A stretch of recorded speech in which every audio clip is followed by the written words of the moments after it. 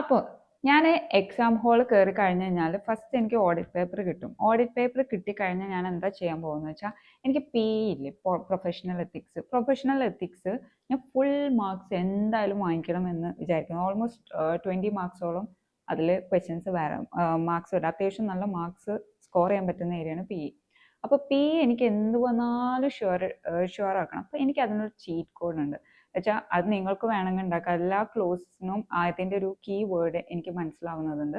അത് ഞാൻ എന്ത് ചെയ്യും, ആദ്യം എഴുതി വെക്കും. എനിക്ക് പേപ്പർ കിട്ടിക്കഴിഞ്ഞാൽ ഫോർ എക്സാമ്പിൾ ഞാൻ ആദ്യം തന്നെ പേപ്പറിൻ്റെ ബാക്കിൽ മറ്റേ ഷെഡ്യൂൾസ് ടു ഇങ്ങനെ എഴുതിയിട്ട് ഇങ്ങനെ ലൈനൊക്കെ വരച്ചിട്ട് ഫസ്റ്റ് ഷെഡ്യൂൾ സെക്കൻഡ് എന്നിട്ട് ഇങ്ങനെ വെച്ചിട്ട് ക്ലോസ് 1 2 3 4 ഇങ്ങനെ പറഞ്ഞിട്ട് ഞാൻ ഇങ്ങനെ ഓരോ ചീറ്റ് കോഡ്സ് ഉണ്ട് എനിക്ക്. ഈ ചീറ്റ് കോഡ്സ് ഞാൻ എഴുതും. അത് ഡെയിലി ഞാൻ എഴുതി പ്രാക്ടീസ് ചെയ്തിട്ട് ഞാൻ പിന്നെ എക്സാം ഹോളിൽ കയറി കഴിഞ്ഞാൽ തന്നെ ഞാൻ ഫസ്റ്റ് ചെയ്യുന്ന കാര്യം ക്വസ്റ്റ്യൻ പേപ്പറിൻ്റെ ബാക്കിൽ ഇത് എഴുതി വെക്കുക എന്നുള്ളത്. എല്ലാ ക്ലോസസിൻ്റെയും ചീറ്റ് കോഡ് ഉണ്ട് എനിക്ക്. ആ ചീറ്റ് കോഡ് ഞാൻ എഴുതി വെക്കും. അതെന്താ വെച്ചാൽ എനിക്ക് ഒരു കൺഫ്യൂഷനും ഈ ഒരു ഏരിയയിൽ വരാൻ പാടില്ല. അതായത് പിയുടെ ഒരു ക്വസ്റ്റ്യൻ വന്നു കഴിഞ്ഞ് കഴിഞ്ഞാൽ അപ്പോൾ ഞാൻ എന്ത് ചെയ്യും, എനിക്ക് അത് ഏത് ക്ലോസ് ആണെന്ന് എൻഷുർ ചെയ്യാൻ വേണ്ടിയിട്ട് ഈ ചീറ്റ് കോഡ് വെച്ച് എനിക്ക് ഹെൽപ്ഫുൾ ആവും. അപ്പോൾ അതാണ് ഞാൻ ഫസ്റ്റ് ചെയ്യാറ്. അത് കഴിഞ്ഞ് കഴിഞ്ഞാൽ പിന്നെ എനിക്കൊരു കൂൾ ഓഫ് ടൈം സ്ട്രാറ്റജി ഉണ്ട്. ഞാൻ വേറൊരു വീഡിയോയിൽ ഷെയർ ചെയ്യും. അത് എല്ലാ എക്സാമിനും എനിക്കുണ്ടാവും.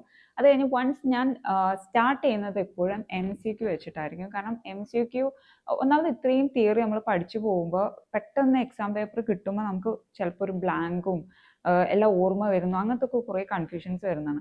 അപ്പോൾ MCQ പിന്നെ അതുപോലെ ഞാൻ മനസ്സിലാക്കിയൊരു കാര്യം, MCQ സ്കോർ ചെയ്യണമെങ്കിൽ MCQ ഇച്ചിരി നല്ല രീതിയിൽ സമയം എടുത്ത് വായിച്ച് നോക്കണം. അപ്പോൾ എന്ത് ചെയ്യാന്ന് വെച്ചാൽ ഫസ്റ്റ് ആകുമ്പോൾ നമുക്ക് സമയം ഉണ്ടാവും. അപ്പോൾ ഞാൻ MCQ വെച്ച് സ്റ്റാർട്ട് ചെയ്യാം. MCQ ഞാൻ എന്ത് ചെയ്യും, ഓരോ ക്വസ്റ്റ്യനും നല്ല വൃത്തിക്ക് വായിച്ച് നോക്കി എന്താണെന്ന് അത് മനസ്സിലാക്കി ഞാൻ ഇങ്ങനെ ചെയ്തു പോകും. അതാവുമ്പോൾ എന്താണെന്ന് വെച്ചാൽ നമുക്ക് ആ ഓഡിറ്റ് ലാംഗ്വേജ് കുറേയൊക്കെ മനസ്സിലാവും. നമുക്ക് ആ MCQയിലെ പല ക്വസ്റ്റ്യൻസും അതിലെ പോയിന്റ്സും കാര്യങ്ങളൊക്കെ നമുക്ക് വരുമ്പോൾ നമുക്ക് ഓർമ്മ കിട്ടാൻ തുടങ്ങും, നമ്മൾ പഠിച്ച കാര്യങ്ങളും എല്ലാം. പിന്നെ ആ ഓഡിറ്റ് ലാംഗ്വേജും എല്ലാം നമുക്ക് ഇങ്ങനെ കിട്ടി തുടങ്ങും. ആ MCQ ഇങ്ങനെ വായിച്ചു തുടങ്ങും. പിന്നെ നമുക്ക് ആൻസർ എഴുതുമ്പോൾ കുറച്ചുകൂടെ ഫ്ലോ ഉണ്ടാവുമെന്നാണ് എനിക്ക് ഫീൽ ചെയ്തിട്ടുള്ളത്. അതാണ് ഞാൻ ചെയ്യാറ്. പിന്നെ എപ്പോഴും ഒരു സെറ്റ് ക്വസ്റ്റ്യൻ സ്റ്റാർട്ട് ചെയ്യുമ്പോൾ ഏറ്റവും അറിയുന്നത് വെച്ചിട്ട് സ്റ്റാർട്ട് ചെയ്യാം. പിന്നെ ക്വസ്റ്റ്യൻ എപ്പോഴും റീഡ് ചെയ്യുമ്പോൾ ഐ ഫോളോ ദീസ് സ്റ്റെപ്സ്. അതായത് don't jump to write the answer. Very very important. നിങ്ങളൊരു ക്വസ്റ്റ്യൻ കിട്ടിക്കഴിഞ്ഞാൽ ഇതാവുമല്ലോ, ഇപ്പം ഞാൻ നേരത്തെ കാണിച്ചു തന്നില്ലേ SA 240 ആണെന്ന് ഞാൻ വിചാരിച്ചു, ഞാൻ ഫ്രോഡ് കണ്ടേക്കെ തന്നെ SA 240 അങ്ങ് ചാടി. അതെൻ്റെ ഒരു മിസ്റ്റേക്കാണ്, അത് ചെയ്യാൻ പാടില്ല. അപ്പം നിങ്ങളൊരു ക്വസ്റ്റ്യൻ കിട്ടിക്കഴിഞ്ഞ് കഴിഞ്ഞാൽ don't jump to write answer. അതാണ് എനിക്ക് ആദ്യം തന്നെ പറയാതെ. Don't jump to conclusion. Because ICA ആണ്, ഓഡിറ്റ് ആണ്. ആ ഓഡിറ്റ് പേപ്പർ ഏത് ലെവലാണ് നമ്മൾ ആദ്യം മനസ്സിലാക്കണം. അപ്പം നമ്മൾ എപ്പോഴും ഫസ്റ്റ് എന്താ ചെയ്യാന്ന് വെച്ചാൽ ഓരോ ക്വസ്റ്റ്യനും എന്തുണ്ടാവും, ഓരോ റിക്വയർമെൻ്റ് ഉണ്ടാവും. ഞാൻ മെൻറ്റർഷിപ്പ് ചെയ്ത സമയത്താണെങ്കിലും ഓഡിറ്റിൻ്റെ പേപ്പറിനെ ഇവാലുവേറ്റ് ചെയ്യുമ്പോൾ മിക്കവർക്കും ഞാൻ 0 ഇട്ട് കൊടുക്കാറ്. അപ്പോൾ അത് കണ്ടിട്ട് കുട്ടികൾക്ക് തന്നെ ഭയങ്കര ദേഷ്യം വരാറുണ്ട് എന്നോട്, അല്ലെങ്കിൽ സങ്കടം വരാറുണ്ട്. എന്നാൽ മാത്രം ഞങ്ങൾ എഴുതിയിട്ടൊന്നും മാർക്ക് ഇട്ട് തരാത്തത്. കാരണം മാർക്ക് ഇട്ട് തരുന്നില്ല ICA, പിന്നെ ഞാൻ എങ്ങനെ നിങ്ങൾക്ക് മാർക്ക് ഇട്ട് തരുന്നത്? അപ്പോൾ ഇതാണ് പ്രശ്നം. അതായത് റിക്വയർമെൻറ്റ് ഓഫ് ദി ക്വസ്റ്റ്യൻ മനസ്സിലാക്കുന്നില്ല. അപ്പോൾ ആദ്യം നമ്മളൊരു ക്വസ്റ്റ്യൻ കിട്ടിക്കഴിഞ്ഞാൽ മുകളിൽ റീഡ് ചെയ്യരുത്. കാരണം മുകളിൽ ചിലപ്പോൾ കുറേ കഥകളൊക്കെ പറഞ്ഞിട്ടുണ്ടാവും. അപ്പം നമ്മളെ പല essaysലും അവരെന്തെങ്കിലും കൊണ്ടുപോകും. ലാസ്റ്റ് റിക്വയർമെൻറ്റ് അവർ വേറെ എന്തെങ്കിലുമൊക്കെ ആയിരിക്കും ചോദിച്ചിട്ടുണ്ടാവുക. അപ്പോൾ നമ്മൾ ഈ റീഡ് ചെയ്ത essays വെച്ചിട്ട് നമ്മൾ എന്ത് ചെയ്യും, മൈൻഡ് അങ്ങോട്ടേക്ക് പോയിട്ട് വേറെ എന്തെങ്കിലും എഴുതി വെക്കും. അപ്പോൾ ആദ്യം തന്നെ requirement of the question read ചെയ്ത് കഴിഞ്ഞ് കഴിഞ്ഞാൽ അപ്പോൾ നമുക്ക് മനസ്സിലാവും, ഓക്കെ ഇത് ഇവർ ചോദിച്ചേക്കുന്ന ഇതാണ്. അത് സ്പെസിഫിക് ആയിരിക്കണം. കാരണം അവരിപ്പോൾ ക്വസ്റ്റ്യൻസ് ആൻസർ നോക്കുന്നതിന് എങ്ങനെയാണെന്ന് വെച്ചാൽ റിക്വയർമെൻറ്റ് ഇതാണ്, അതിനുള്ള ആൻസർ ഇതാണ്, അതുണ്ടോ, ഇല്ലെങ്കിൽ ഫുൾ 0. അല്ല നിങ്ങൾ ഇത്ര എഴുതി വെച്ചാൽ 1/2 മാർക്കോ റിലേറ്റഡ് പോയിന്റ്സ് ഇട്ടെന്ന് വെച്ചാൽ 1 മാർക്കോ അവർ ഇട്ട് തരുന്നില്ല. അത് മനസ്സിലാക്കുക. അപ്പോൾ ആദ്യം ക്വസ്റ്റ്യൻ്റെ റിക്വയർമെൻറ്റ് എന്താണെന്ന് റീഡ് ചെയ്യാം. എന്നിട്ട് എന്ത് ചെയ്യുക, ക്വസ്റ്റ്യൻ എന്ത് ചെയ്യുക, ഫസ്റ്റ് തൊട്ട് ക്വസ്റ്റ്യനെ നന്നായിട്ട് വായിച്ചു നോക്കാം. Then check marks. ഇനി അടുത്ത സ്റ്റെപ്പ് എന്ന് വെച്ചാൽ മാർക്ക് ചെക്ക് ചെയ്യുക. എത്ര മാർക്കിൻ്റെ ക്വസ്റ്റ്യൻ ആണ്? 4 മാർക്കാണെങ്കിൽ 4 പോയിന്റ് എന്തായാലും ആ ക്വസ്റ്റ്യനിൽ ഉണ്ടാകും. ആ 4 പോയിന്റ്സ് എന്തായാലും നമ്മൾ എഴുതിയിരിക്കണമെന്ന് ഉറപ്പ് വരുത്തണം. അയച്ചാൽ 5 മാർക്കാണെങ്കിൽ 5 മാർക്കിൻ്റെ പോയിന്റ്സ് ഉണ്ടാകും. അതെന്തായാലും എഴുതിയാലേ നിങ്ങൾക്ക് 5 മാർക്ക് കിട്ടുകയുള്ളൂ. അങ്ങനെ ആ മാർക്ക് ചെക്ക് ചെയ്യുക. അപ്പോൾ അതൊക്കെ നിങ്ങൾ എന്താ പറയുക, ഒരു ക്വസ്റ്റ്യൻ റീഡ് ചെയ്യുമ്പോൾ തന്നെ മനസ്സിലാക്കണം, ഇത്രയും പോയിന്റ്സ് അവർ എക്സ്പെക്ട് ചെയ്യണം, ഇത്രയും ഞാൻ മേക്ക് ഷുവർ ചെയ്യണം എൻ്റെ ആൻസറിലുണ്ടെന്ന്, എങ്കിലേ നിങ്ങൾക്ക് മാർക്സ് വരുള്ളൂ. പിന്നെ don't forget to underline the keywords. Keywords എന്ത് ചെയ്യുക, അണ്ടർലൈൻ ചെയ്യാൻ മറക്കരുത്. അപ്പോൾ ഇനി ക്വസ്റ്റ്യൻ നമ്പർ 2B സെപ്റ്റംബർ 2025 ചോദിച്ചൊരു ക്വസ്റ്റ്യൻ ആണ്, അത് നോക്കുക. അപ്പോൾ ഞാൻ പറഞ്ഞ അപ്രോച്ച് ആവുമ്പോൾ എങ്ങനെയാണ് ആ ക്വസ്റ്റ്യൻ റീഡ് ചെയ്യേണ്ടത്? ഫസ്റ്റ് റിക്വയർമെന്റ് റീഡ് ചെയ്യുക. Comment on the contention of the mister X in terms of relevant section of revised code of ethics. അപ്പോൾ എന്തോ ഒരു മിസ്റ്റർ എക്സ് എന്തോ ചെയ്തിട്ടുണ്ട്, അതിന് കമന്റ് ചെയ്യാൻ പറഞ്ഞിട്ടുണ്ട്. ഓക്കെ, അതിന് 2 മാർക്സ്. ഓക്കെ, പിന്നെ what documentations are required to be prepared by CAF regarding non compliance observed over and above the requirements under the applicable standards on auditing. അപ്പോൾ അതിൽ എന്തൊക്കെ ഡോക്യുമെന്റേഷൻസ് ആണ് വേണ്ടതെന്നാണ് ചോദിച്ചത്. അതിന് 3 മാർക്ക്. അപ്പോൾ ഇതിൽ നിന്ന് ഞാൻ എന്ത് മനസ്സിലാക്കണം? ഡോക്യുമെന്റേഷൻസിന് എന്തായാലും ഒരു 3 പോയിന്റ് ഉണ്ടാവും. അതുപോലെ ഈ ഒരു ഫസ്റ്റത്തെ കേസിൽ 2 പോയിന്റ് ഉണ്ടാവും. അപ്പോൾ ഒരു 5 പോയിന്റ്സ് ടോട്ടൽ വരുന്നു. ഈ 5 പോയിന്റ്സിന്റെ ആൻസറിലുണ്ട്. കുറേ പേര് എന്ത് ചെയ്യുന്നു, വാരി വിളിച്ചങ്ങ് ഗ്യാസ് അടിച്ച് വിടും, എന്തൊക്കെയൊക്കെയോ കാര്യമില്ല. ഈ 5 പോയിന്റ്സ് അതിലുണ്ടോ, നിങ്ങൾക്ക് 5 മാർക്ക് കിട്ടും. സ്പെസിഫിക് ആയിരിക്കണം. കുറേ വാരി വലിച്ച് എഴുതി വെച്ചിട്ട് മാർക്ക് കിട്ടൂല. ഇനി എന്ത് ചെയ്യണം? ഇനി ആ ക്വസ്റ്റ്യൻ റീഡ് ചെയ്യാം. എന്താണ്? F1F Associate Chartered Accountants are appointed as the statutory auditors of TQL Limited, an unlisted company. അതാണ് ഇതിൽ ഇമ്പോർട്ടൻ്റ് ആയിട്ടുള്ള പോയിന്റ്. എന്നൊരു അൺലിസ്റ്റഡ് കമ്പനിയാണ്.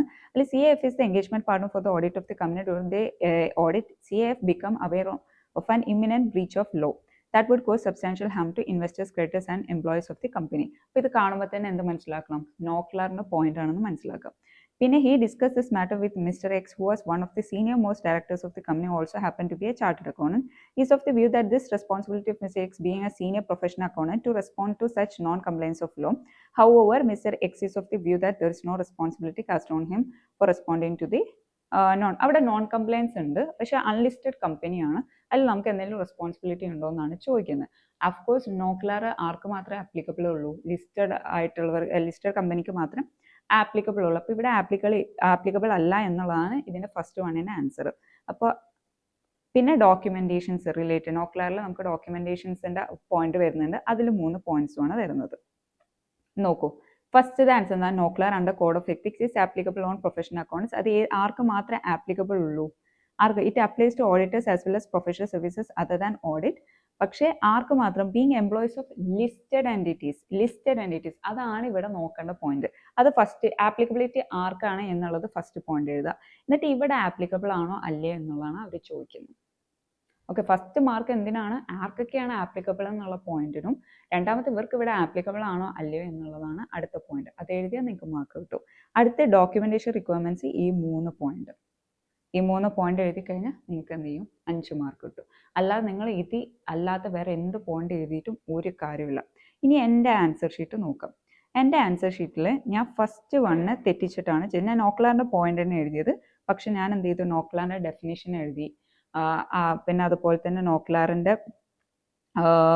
ഞാൻ നോക്ലാർ ആപ്ലിക്കബിൾ ഞാൻ ആ അൺലിസ്റ്റഡ് എന്നുള്ളത് ശ്രദ്ധിച്ചിട്ടില്ല.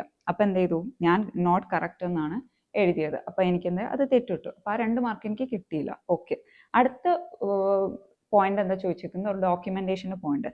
ആ ഡോക്യുമെന്റേഷന് 3 പോയിന്റ് ഞാൻ കറക്റ്റ് എഴുതി, എനിക്ക് 3 മാർക്ക് ഈ ആൻസറിൽ കിട്ടി. അപ്പം എന്താ എൻ്റെ അപ്രോച്ച് നോക്കൂ. ഈ അപ്രോച്ചിൽ ഞാൻ വൃത്തിക്ക് അത് നോക്ലാറാന്ന് മനസ്സിലാക്കി.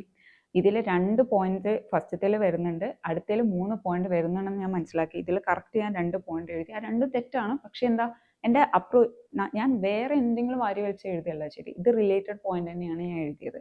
അടുത്തതിൽ കറക്റ്റ് ആ 3 പോയിന്റ് ഞാൻ എഴുതി, കറക്റ്റ് 3 മാർക്ക് കിട്ടി. ഇങ്ങനെ ആയിരിക്കണം നമ്മൾ ഒരു ഓഡിറ്റിൻ്റെ ക്വസ്റ്റ്യൻ പേപ്പർ നമ്മൾ എന്ത് ചെയ്യേണ്ടത്? അപ്രോച്ച് ചെയ്യേണ്ടത്.